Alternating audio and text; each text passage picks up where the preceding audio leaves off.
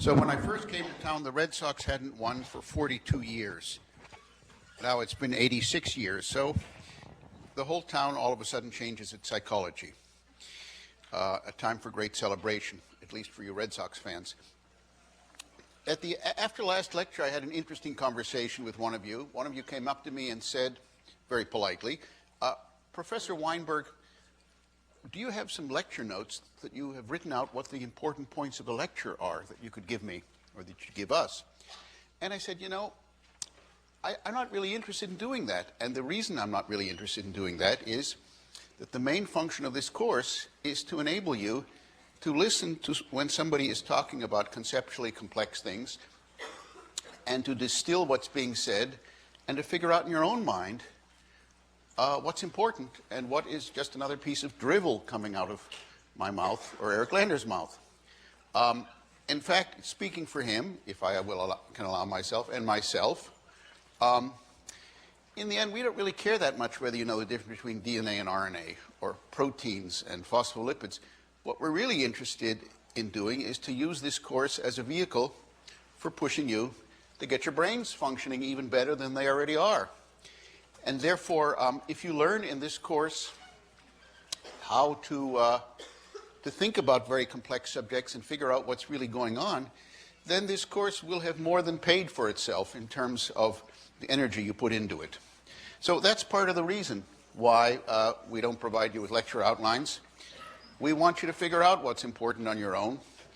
Being able to do so will itself be a major triumph. At the end of our discussion last time, we talked about the cell cycle, the fact that it has four major active phases, G1, S, G2, and mitosis. We talked about mitosis, and we talked about the fact that when cells emerge from mitosis, from M phase, in the absence of growth stimulatory factors, then they go into G0. And if they're provided with growth stimulatory factors, then they'll go back into the active cell cycle. And this G0 phase we talked about is a quiescence phase. It's a resting phase. In fact, there are two kinds of quiescent cells in our bodies. Those that go into quiescence, non-growth, reversibly, and are able to re-emerge back into the active cell cycle, and those cells which have irreversibly retreated from the active cell cycle.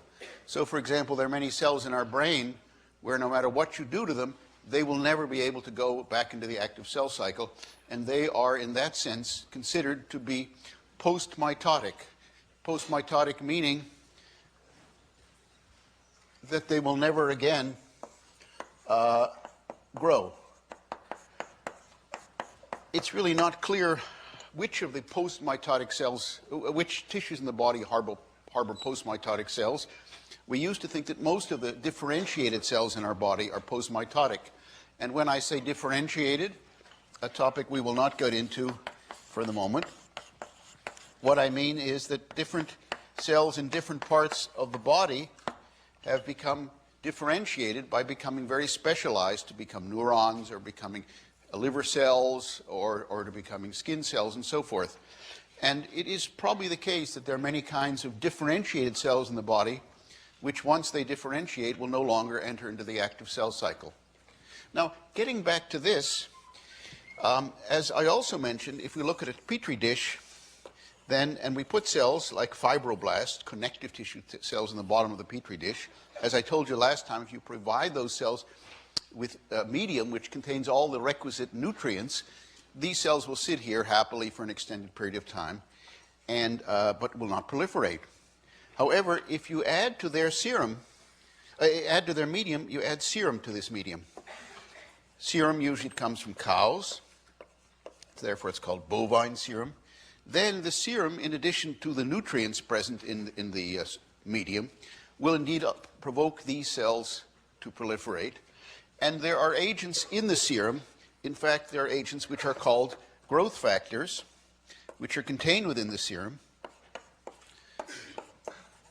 which are responsible for inducing these cells to begin to proliferate.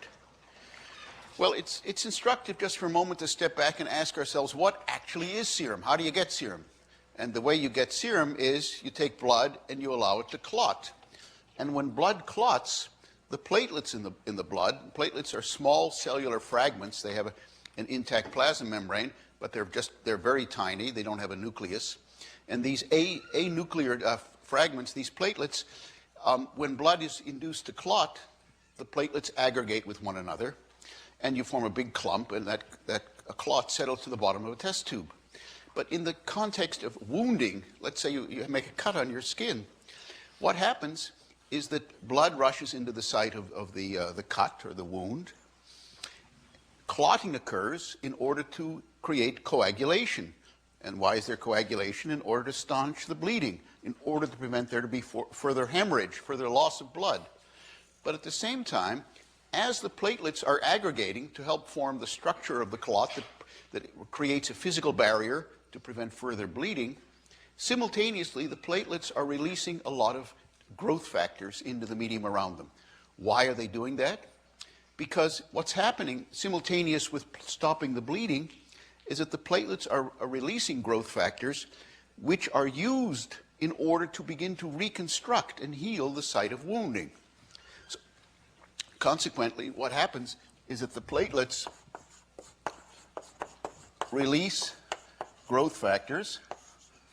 These growth factors stimulate cells right around the sides of the wound, which are still viable and have not been destroyed, to begin to proliferate in order to reconstruct an intact tissue.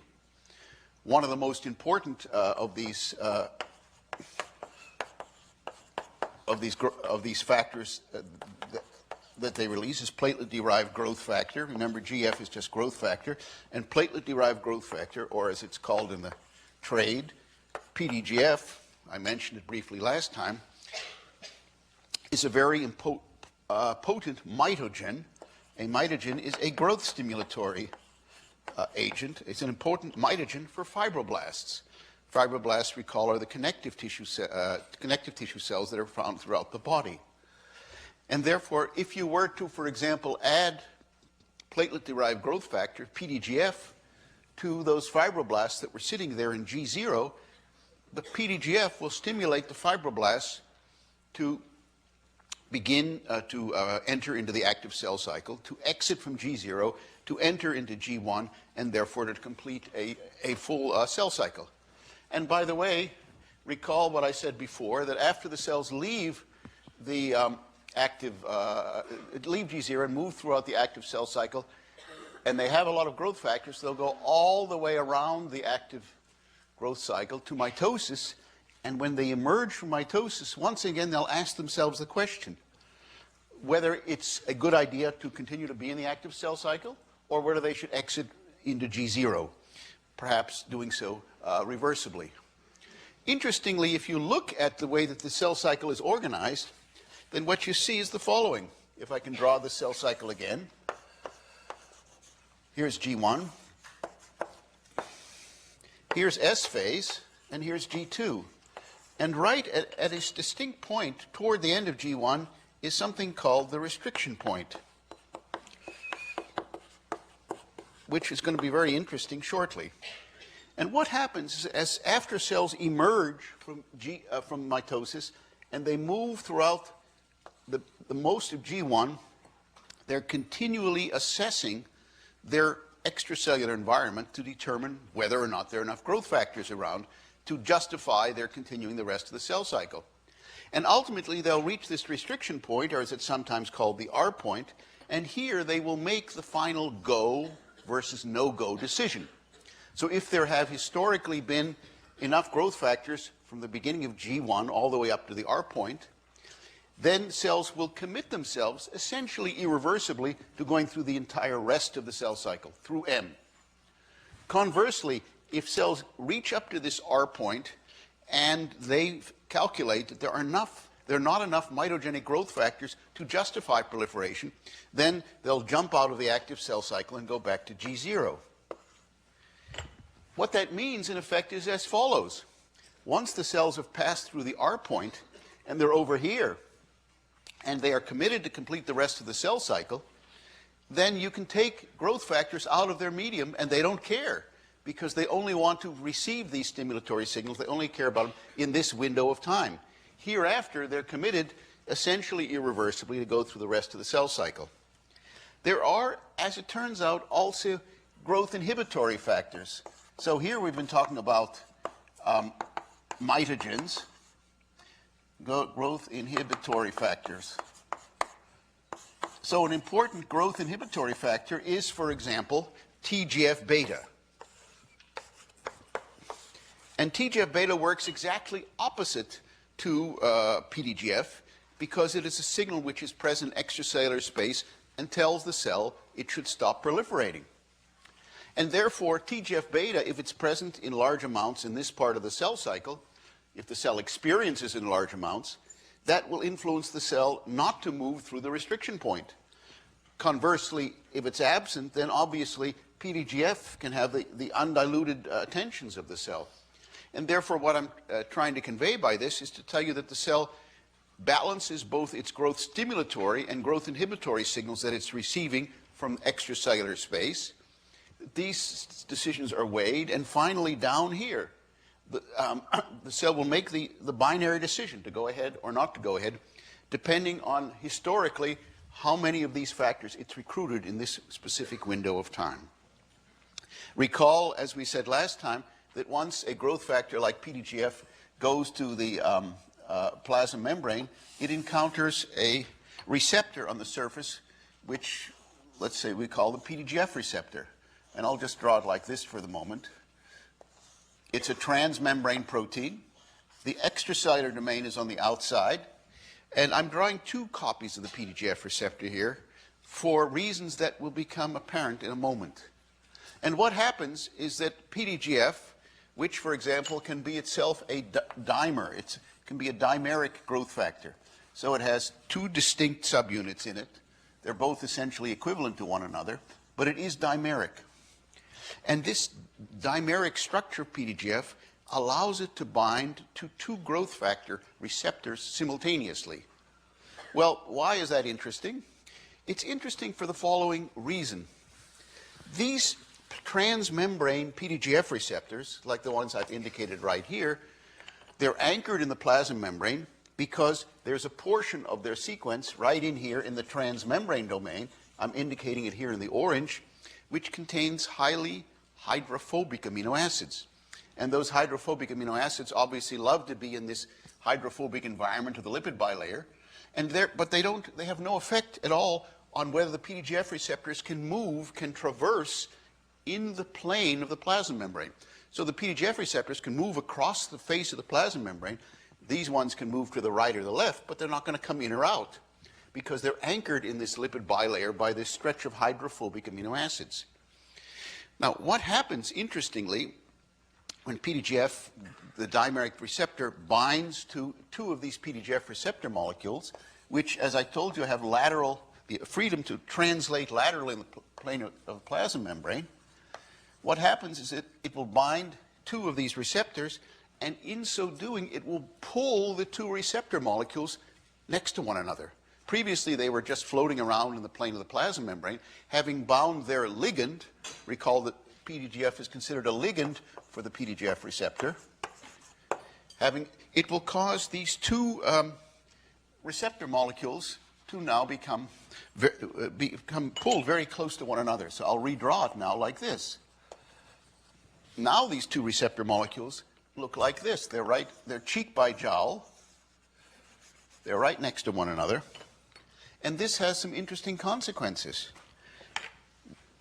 Of great interest here is the effect this has on the ability of the PDGF receptor to emit signals into the cytoplasm. Because recall that the end game here is always how does the intracellular part of the cell know that there's been an encounter with the growth factor in the extracellular space.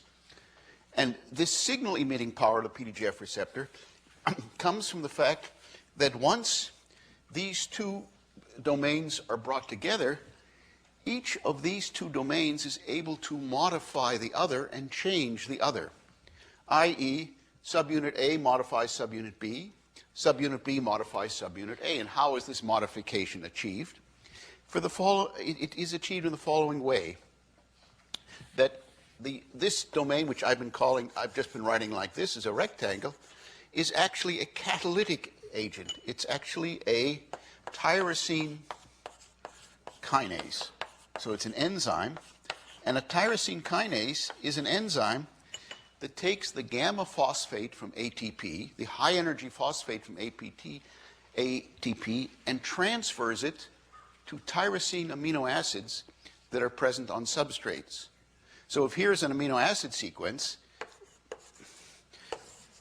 in the single letter code, and if we admit that Y is the code for tyrosine, then if here's a protein that functions as a substrate for a tyrosine kinase will add a phosphate group to the side chain of the tyrosine, which I'm not drawing here, but the tyrosine has a hydroxyl group in its side chain, and therefore it will phosphorylate this tyrosine. That is to say, it will attach a phosphate group to it. It will phosphorylate this tyrosine. So these two rectangles here are in fact tyrosine kinases. And what happens after the two subunits of the receptor have been brought together is thereafter what one finds is that each of these receptor subunits becomes multiply phosphorylated. And each of these lollipops that I'm indicating here are sites where a tyrosine residue has become phosphorylated. In fact, there's a tail of the PDGF receptor that extends even further to the cytoplasm, which also acquires a number of different phosphates on it. And again, I remind us that this phosphorylation really is what's often called transphosphorylation, because each receptor molecule phosphorylates the tyrosine residues on the other. Obviously, when these two receptor molecules are far apart in the plane of the plasma membrane, this transphosphorylation cannot occur. But once the two tyrosine kinase residues, once the two tyrosine kinase have been brought together, pulled together by the dimerization of the receptor, now this cross-phosphorylation, each phosphorylating the other, can occur, and soon the receptors are highly phosphorylated, all of these phosphate groups, to repeat myself, being attached to tyrosine residues in their cytoplasmic domains. And this, in turn, creates interesting docking sites for a variety of other cytoplasmic signaling proteins. And we'll talk about some today and next time. But what I want to leave you with is the following impression, that after this phosphorylation actually occurs, there are a number of molecules in the cytoplasm, signaling molecules, that have affinity for binding these phosphotyrosines. When I say phosphotyrosine, obviously I'm referring to the phosphorylated form of tyrosine that's been created by a tyrosine kinase enzyme. So here's one molecule that can bind. Here's molecule A can bind to one of these phosphates. Another one can bind to this phosphate specifically. And each of these molecules, once they're attracted to this phosphorylated receptor, can then emit downstream signals, send a variety of signals into the cell that ultimately end up in persuading the cell to proliferate. And so these effects here of growth factors in the G1 phase of the cell cycle are mediated by this transmembrane signaling, by the activation of this PDGF receptor, for example, and by the resulting release of downstream signals into the cell, which persuade the cell to proliferate or not to proliferate. To be sure, when platelets clot, when platelets aggregate, and they release PDGF, they also release other kinds of growth factors. For instance, there's another growth factor that's called IGF-1, insulin-like growth factor, and that has its own receptor on the surface of cells. And there are on a cell hundreds to thousands of these PDGF receptors. There are IGF receptors, there are EGF receptors, and a cell often will require several distinct kinds of growth factor activations in order to proliferate. So this is only a minor part of the entire exposure that a cell experiences in the G1 phase of the cell cycle.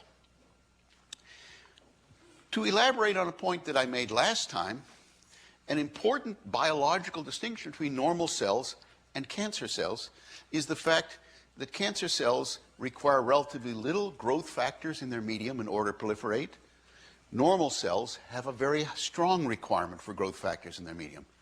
And therefore, what we can already imagine is the following kind of scenario: that cancer cells have somehow deregulated this signaling pathway. Somehow they have become independent of the stimulation that is normally required, usually required, for cells to proliferate. And in fact, we know of several different ways by which cancer cells can acquire this independence. One of the most important ways, it's a really interesting one, is here's a cancer cell, which we'll talk about very shortly. And what you find in certain kinds of cancer cells is that the cancer cells themselves release growth factors into the medium.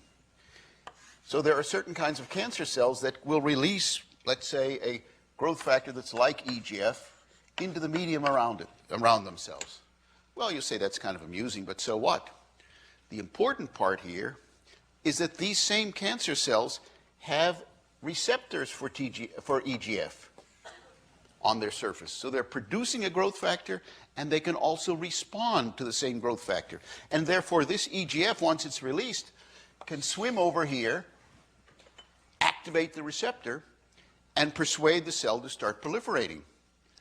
This is, if you will, a positive feedback loop. But note here, importantly, that the growth of this cell is not being controlled by growth factors coming from cells elsewhere in the tissue or the body. Here, we're not talking about different cells talking to one another. Here, we're talking about a monologue where this cell is talking to itself. This is sometimes called autocrine signaling and refers to the fact that certain kinds of cancer cells are able to make growth factors to which they can respond. In fact, in normal tissues, it's rare for a single cell type in a normal tissue to be able to make a growth factor and to be able to respond to the same growth factor. Why can it normally not respond to that growth factor? Because it won't make the receptor for the growth factor. For example, epithelial cells, like the cells in your skin or the cells lining the gut, they can release PDGF, but they don't have a PDGF receptor on their surface. And therefore, even though they release copious amounts of PDGF, that will not result in this autostimulatory proliferation, and therefore you don't have this decontrolled cell proliferation that you see often in cancer cells, this autocrine loop. In many kinds of cancer cells, you have another alteration of this growth factor signaling pathway. And here what we see is the following. Instead of there being a small number of growth factor receptors on the cell surface, now there are 10 or 20 or 50 times more than are normally present on the cell surface. In other words, the growth factor receptors are what is called overexpressed.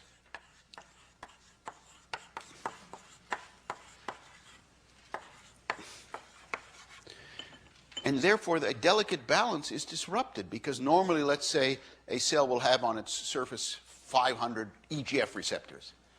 But in many kinds of cancers, probably 30 or 40% of all carcinomas are the tumors from epithelial tissues, you'll find overexpressed EGF receptor.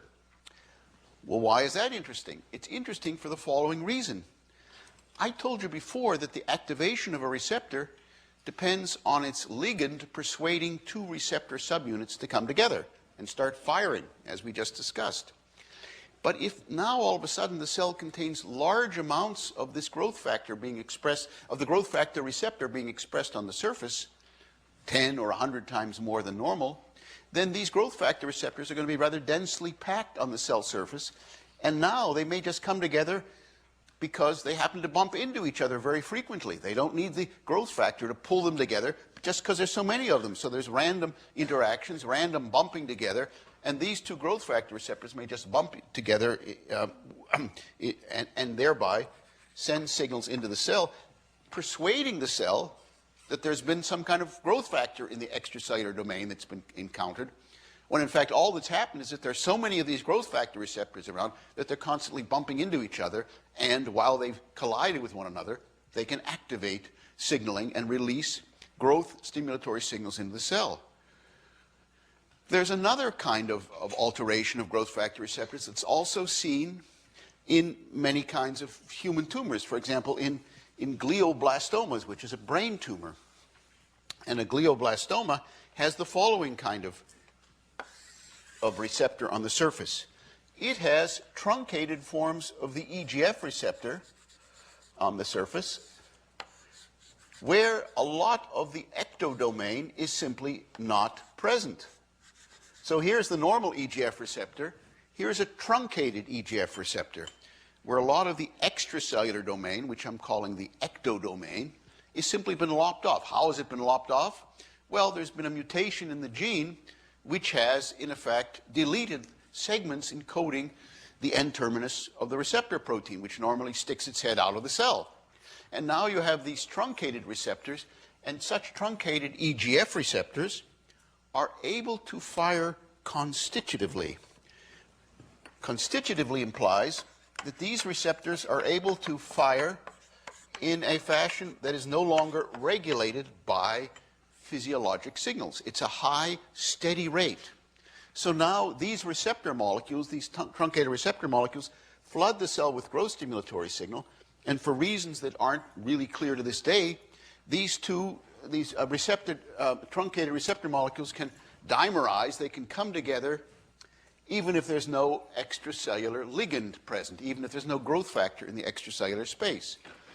And we now realize, for example, that there are a variety of structurally altered receptors that fire constitutively into a cell in many kinds of human tumors, and in each case, the cancer cell is deluded into thinking that some growth factor has been encountered out here, when in fact there's none at all. Once again, what we see is a situation in which the the cancer cell, is being deluded into thinking there's growth factors present in extracellular space. None has been present at all. There have been a variety of drugs developed against, for example, lung cancer. And there are a variety of different kinds of lung cancers. One is called non-small cell lung carcinoma. We don't have to deal with those subsets of lung cancers. And it turned out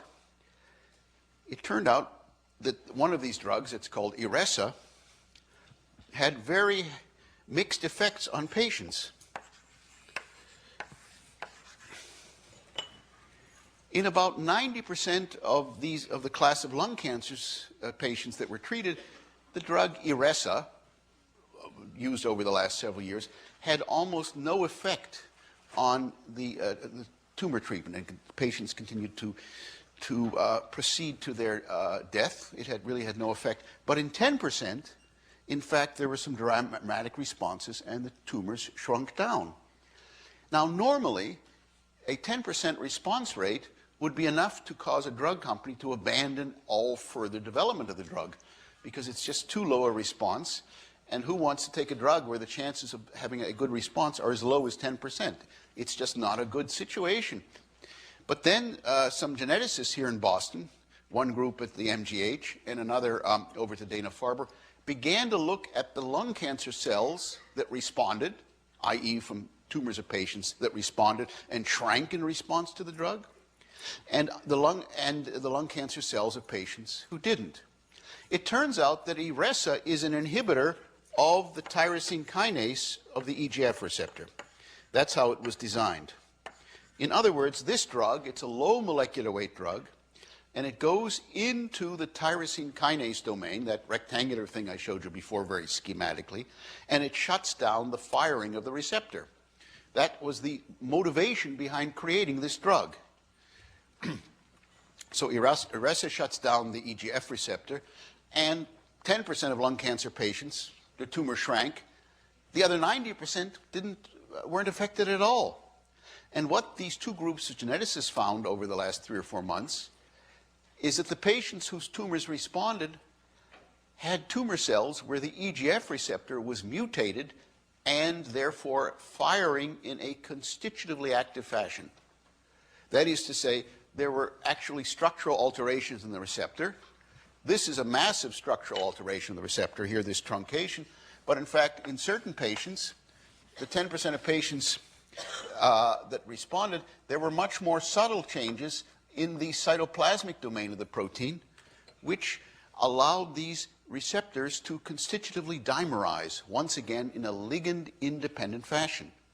So these subtle mutations mimic, in effect, the consequences of deleting or truncating the extracellular domain, in that in both cases one gets a ligand-independent receptor.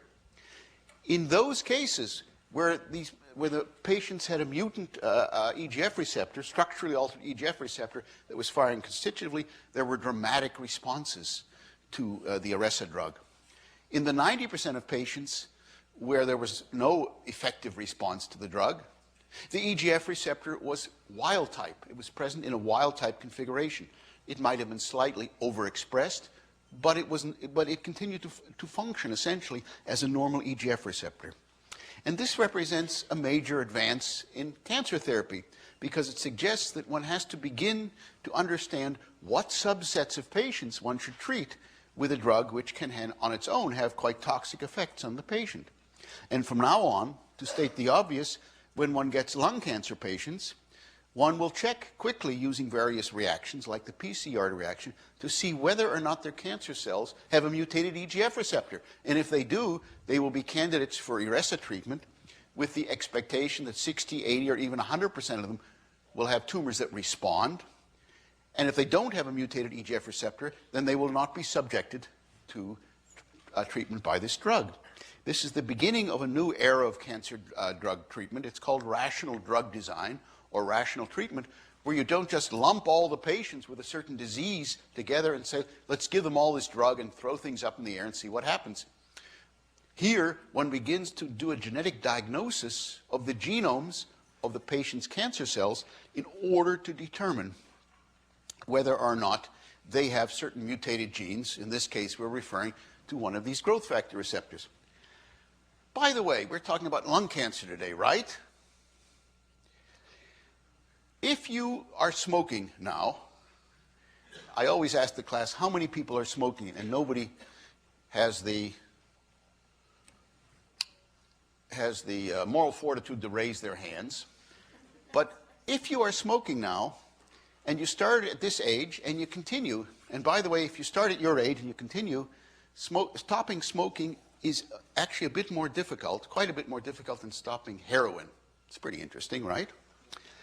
So if you continue to smoke now, you will be healthy for a pretty long period of time, probably another 20 or 30 years, and for you that sounds like forever. But when you get to be about 40 or 50, things are going to start falling apart. Soon you won't be able to be very athletic. Soon your lungs are going to degrade.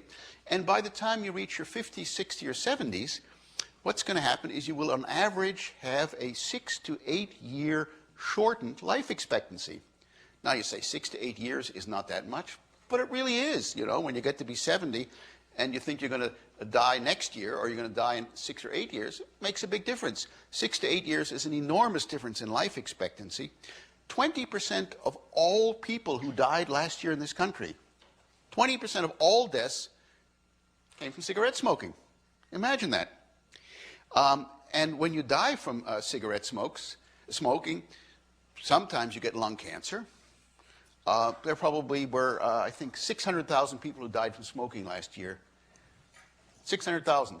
There were 55,000 American soldiers who died in Vietnam in the whole war. There were 220,000 American soldiers who died in all of World War II. And last year, and there were 3,000 or 2,000 people who died in the World Trade Center. All right, got all those numbers? So last year, 600,000 people died premature deaths because they were smoking. How many people died last year from smoking marijuana? Maybe 2 or 3, I don't know. Am I urging you to do any kind of smoking? I'm not saying marijuana smoking is good for you. But I just want you to get these things in mind, the perspective. If you smoke, you know, in many countries, including this one, there is not much attention given by the governments to dissuading people from smoking. And here's the reason why. If you smoke, and you're going to get sick eventually the country as a whole is going to have to pay for your medical costs, right? Sooner or later, we all have to pay for the costs of people who get sick. it's all shared in one way or another. But it's not such a big problem for a government like the American government, because if you smoke, you're going to die early enough that you won't draw on Social Security. And therefore, the government actually saves money by your smoking, because by the time they add up how much they get on the tobacco tax and how much they earn by your not living long enough to draw a pension, it's much better. It's much more money than how much it's going to cost to take care of you while you're dying from emphysema or bladder cancer or lung cancer or heart disease. Many more people die from heart attacks due to smoking than die from lung cancer, in fact. So think about this. Think about this. If you smoke, it's probably a good time to stop. Because if you continue at your age, especially if you're women, which is, for women, some reason women have a harder time stopping than men. I can't say why. It's probably some physiological thing. If you continue now at your age, it will be almost impossible to stop. If you live with smokers, ask them to leave.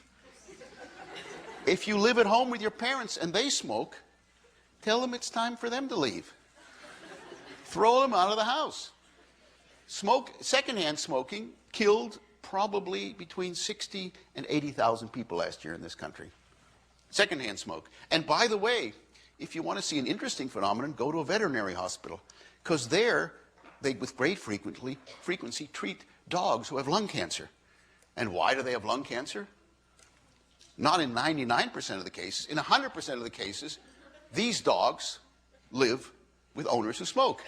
An average tobacco smoker goes through 6 or 8 dogs in his or her lifetime. It's true. It's absolutely true. So if you think the dogs, if that's a fact for the dog owners, think about what's happening to the inside of your lungs. And so I'm going to take back what I said before. Before I told you that the most important thing for you to do in this course is to learn how to think clearly and to assess and distill conceptually complex material. There's actually one more thing that's even more important to get out of this course, if you do. And that is to stop smoking. If you do that, it'll be vastly more important for the rest of your life than anything you learn here. So write that down. Vastly more important. You may think it's glamorous, you may think it's exciting, but keep in mind, people who stop smoking have vastly greater effects on reducing the morbidity and the mortality in this country than anything that cancer researchers can do. Keep that in mind. And if you start smoking now, and you think that somehow the cancer researchers are going to be able to come up with some miracle cure by this time you start coughing and start spitting up blood, don't be so certain. They may not be able to save you, to pull your fat out of the fire. So I don't know whether I gave this message in a very subtle way or I hit you over the head with it. But think about that. Now we're going to focus on lung cancer. We're going to focus on cancer because it's one of the consequences of cigarette smoking, but it's a disease we want to talk about both this time and next time, and we want to relate it here to the cell cycle and how the growth of cell proliferation occurs. I told you last time that a human tumor is, roughly speaking, about a human body roughly carries 3 times 10 to the 13 cells. So that's quite a few cells. That's how many cells there are in the human body, plus or minus. A human tumor of let's say 1 cubic centimeter is roughly 10 to the 9th cells. So a tiny tumor this way already has 1 billion cells in it. And what I want to say is that those billion cells, or if the tumor grows larger to 10 or 100 billion cells, it's still not that much compared with the overall size of the body, but tumors of that size can kill you. And an interesting and important thing to realize about all the cancer cells in that tumor mass is that they all descend from a single progenitor. In other words, if we imagine a situation where here are a whole bunch of normal cells, and here's the boundary between normalcy up here and malignancy. Malignancy obviously refers to cancer. We could imagine where there are many cells which independently cross the boundary from one to the other, and become the progenitors of a vast tumor mass. But that's not what happens. What happens, in fact, is that only one cell gets converted or becomes, as one says here, it becomes transformed from a normal cell into a cancer cell. And this transformation causes this one cell to become the progenitor, the ancestor of all the cells in the tumor mass. So one important realization we have about looking at different tumors is that cancers are monoclonal growths, i.e., they form clonal populations. They're monoclonal in the sense that they all are genetically derived from a single common ancestor, rather than being polyclonal. What else can we say about cancer cells, or the cells within a tumor? If you take cells out of a petri dish, out of an animal or a human, and put them on a petri dish, and you put them there, then what you'll see is following interesting behavior. If you put normal cells in a petri dish, they'll grow across the bottom of the petri dish until they cover the entire bottom of the petri dish. So you can put 100 cells in, and they'll continue to proliferate. Let's look at the petri dish from top down. So you might have a small number of cells here and here, and normal cells will continue to proliferate until they begin to touch one another, and then they'll stop growing. And this stopping of growing is the phenomenon that's called contact inhibition. So a normal cell will indicate contact inhibition, and to state the obvious, this phenomenon, or this behavior of contact inhibition, creates what's called a cell monolayer, because if the cells stop growing once they touch each other, there are not going to be 2 or 3 or 4 layers of cells in the petri dish. So here we're looking at this petri dish in cross-section, and there's a monolayer of normal cells here. If you put a cancer cell in the petri dish, or let's put here a cancer cell seated amidst normal cells, what will happen is that the cancer cell has lost contact inhibition, and the cancer cell will continue to proliferate even after it's touched its neighbors. So it has lost contact inhibition, and it'll start growing on top of, the cancer cells will start growing on top of each other because they don't mind growing in spite of their having intimate contact with neighboring cells. And in fact, what you can do is the following experiment. You can put cells in a petri dish like this, a whole bunch of normal cells in a petri dish, and then you can put into them some kind of transforming influence, which we'll talk about very shortly, i.e., you can influence some of these cells to become transformed.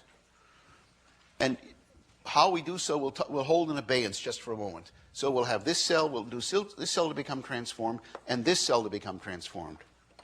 And what will happen is that those cells will begin to form a very thick clump of cells, these blue ones, the ones that are transformed, whereas all the other cells will grow until they form a monolayer, at which point they'll stop proliferating. So the cancer cells keep piling up, and the transformed cells, transformed by one or another agent, we won't talk about that yet, continue to proliferate long after the normal cells have stopped proliferating. The normal cells having stopped proliferating because they're contact inhibited. And therefore, they'll form this clump of cells, which we'll call a focus. And if you hold a petri dish up to the light and you look at it, and there's some transformed cells present, you can see the foci. They're very thick, whereas the thin monolayer of cells will just look pretty transparent. But this focus will look highly opaque by virtue of the multiple layers of cells that are involved in it. Now, in fact, we can begin to ask the question of how and why cells like this become transformed and exhibit this behavior. In fact, until the 1980s, there wasn't really a clear understanding about how that happened. I've already given you some clues, because I've already told you the fact that certain cancer cells carry mutant genes. What kind of mutant genes? Well, I gave you, in anticipation of discussion, the fact that certain cancer cells carry mutant genes that specify mutant growth factor receptors. And these mutant growth factor receptors, as I indicated, begin to push the cell to proliferate. And so that already anticipates a conclusion we're about to make, which is that the reason why cancer cells behave abnormally is that they carry mutant genes.